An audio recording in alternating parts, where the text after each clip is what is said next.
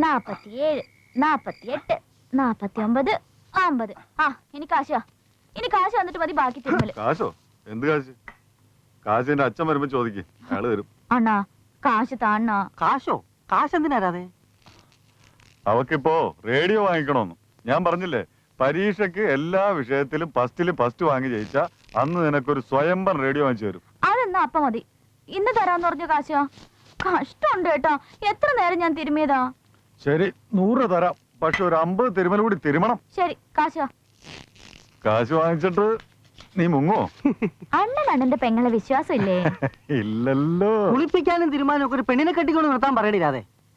നിർത്തണം. ഇവളെ ഒന്ന് ഇറക്കി വിട്ടിട്ട് വേണം, ഇല്ലെങ്കിൽ വന്നു കയറുന്ന പെണ്ണിനെ വച്ചേക്കോ അവള്. പിന്നെ എനിക്ക് ചേരുന്ന ഒരു പെണ്ണിനെ ഈ ശ്രാവണഗിരിയിൽ കിട്ടാനുണ്ടോടാ?